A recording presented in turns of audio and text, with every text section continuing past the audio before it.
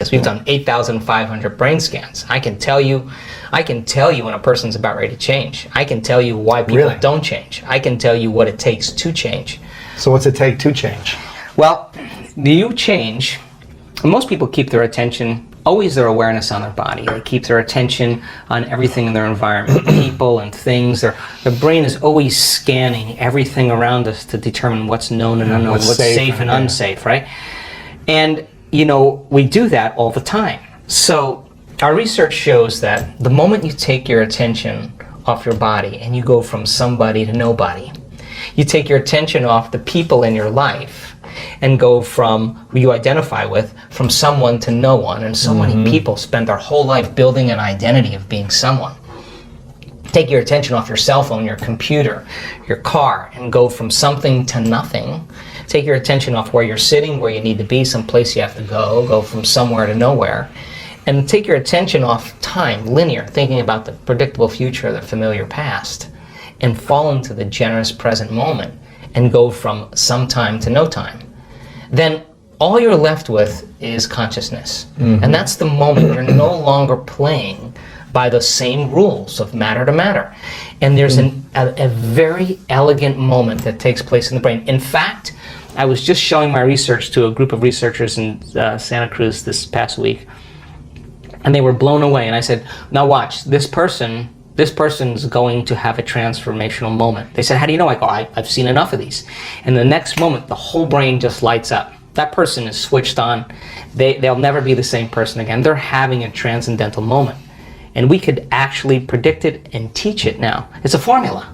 Just like you doing sports, it just becomes a formula. Sure. And then you change the formula and you add to it, right? So when you no longer are identifying with your body, your environment, and time, that's the moment you're pure consciousness. Now, you're just an idea.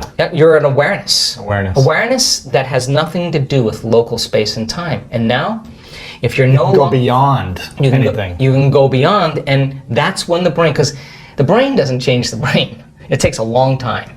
It takes a long time for the personality to change the personality, for the ego to change the ego. The programs to change the programs takes forever. Matter takes a long time to change matter. But when you're in this moment, you're no longer playing by those rules. Consciousness is the phenomenon above matter. In fact, consciousness is beginning to activate or manipulate circuits in the brain. People just think the brain is creating consciousness. No, consciousness is executing the brain, right?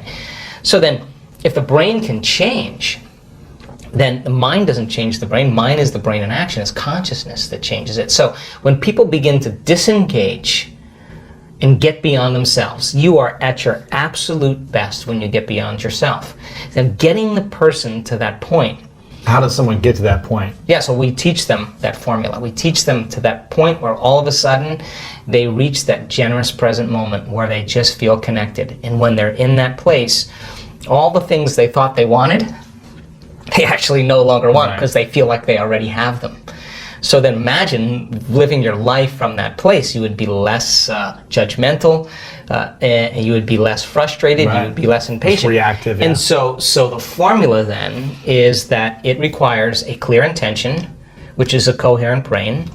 And when you're living stressed out and something goes wrong, and you're threatened, or you can't predict an outcome, or you have the perception that something's getting worse, or you can't control it, you switch on that fight or flight nervous system that we talked about. Now here's what happens. When that occurs, you start shifting your attention from one person to one problem, to one thing, to another person, to another place, because your brain is trying to predict the next moment. Well, every one of those people and things and places has this neurological network in your brain. So as you shift your attention from one to the next, it's like a lightning storm in the clouds. Your brain starts firing very incoherently. And when your brain is incoherent, you're incoherent. And when you're living by the hormones of stress, not a time to create. No. Not a time to open your heart. Not a time to learn. Not a time to trust. And it's a time to run, fight, or hide. So people spend 70% of their time of their life living in this state. Wow. So think about it. So miserable. So then when you're under stress, if there's a cougar around the corner, you're not going to sit down and meditate. You're not going to sit still, right? But so imagine here you got the survival gene switched on, and nobody is going to believe in possibility when you're living in survival, right? Wow, yeah. So then, when you're living in stress, what happens is you narrow your focus on the cause. You narrow your focus on matter, the object, the thing. And so people get switched on and all of their attention is on their outer world. When the hormones of stress kick on, your body gets an arousal, and now your attention is on the body. And of course, when you're under stress, you're trying to predict the future based on the past. And now you're literally enslaved into three-dimensional reality. So then how do you get what you want? You got to try harder, you got to force it more, you got to work harder, you got to fight for it. It's matter trying to change matter. It's exhausting. And people just burn out, right? So then we now know that when you go from a narrow focus on something and you begin to open your focus, you create a sense, an awareness, that the act of opening your focus causes you to stop thinking. And if you stop thinking, you no longer activate those circuits and you start to slow your brain waves down. And as you slow your brain waves down, you start connecting to that autonomic nervous system, the thing that's giving you life. And all of a sudden, when you get beyond yourself, it says, he's gone.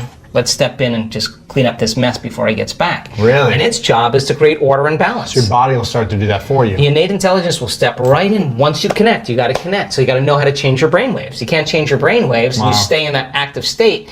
You're basically moving furniture around. You're analyzing your life within some disturbing emotion. And I can tell you, after looking at all those brain scans, if you're analyzing your life within some disturbing emotion, you're going to make your brain worse. In fact, you are thinking in the past, right?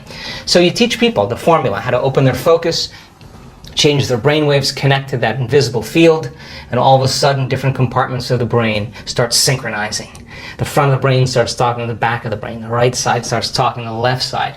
And all of a sudden, what syncs in the brain links in the brain. And all of a sudden, you see this person starting to feel more like themselves. And when you see those two hemispheres of the brain start lighting up, watch out, because that person's going to feel really whole. They're going to start loving life. They're going to feel like they're going to be in love with life, because the union of polarity and duality is wholeness at the exact same time. Coherent brain. When you're resentful, when you're judgmental, when you're impatient, your heart beats out of rhythm. Why? You're stepping on the gas and you're stepping on the brake at the same time. Your body and its intelligence, living in survival, is saying T-Rex is back there, but you're not running because you're sitting across the table looking at somebody smiling and your body's revved up, right? So the heart is beating arrhythmically. And when that happens, you're squandering, or you're using all the body's life force and turning it into chemistry, right? You're using all that energy to survive as opposed to think beyond. Right. So you're drawing from your vital life force, that invisible field around your body, and you're turning into chemistry. You actually are going to shrink your own field. The hormones of stress cause us to be materialists, right? When we're under stress, we're using our senses to determine reality. So now you feel more like matter and less like energy, more separate from possibility. So then, to teach a person then how to regulate that heart center. And we do this, we've done 6,000 heart scans. Why? Because if I can teach you how to get in that heart state, and I can teach you how to activate that center, and I can teach you how to regulate an elevated emotion, the heart starts to create a very coherent signature. And when the heart starts beating like a drum, like dropping a pebble in water, it begins to produce a measurable magnetic field up to 3 meters wide. Now you're more energy than matter, more wave than particle. Wow. Now, that field that's being created is measurable, and that's an energy, and energy is frequency, and all frequency carries information. So what is the information when it makes it here? That you're sharing into the world. It could carry the thought of your healing. Why? Because it's consistent with the energy. Guilt isn't going to carry the thought of your healing. It's a different frequency. And all of a sudden now, the person is elevating their emotional state and they're allowing their thought to be carried on that frequency. They're broadcasting a whole new energetic signature. But thoughts are the language of the brain and feelings are the language of the body. And how you think and how you feel creates your state of being. So then the question is, if you keep practicing creating that state of being, it should become familiar to you, yes or no? Yes. The word meditation literally means to become familiar with. So then if you're practicing moving into these elevated states and your heart is coherent and we're measuring, and I can say, Louis, you got it. Now do it for 30 minutes. Now do it for 60 minutes. And you practice creating that coherence. You'll know when you're there and when you're not, yes or no? Sure. And then you would be able to say, like a skill, like anything else, give me a minute.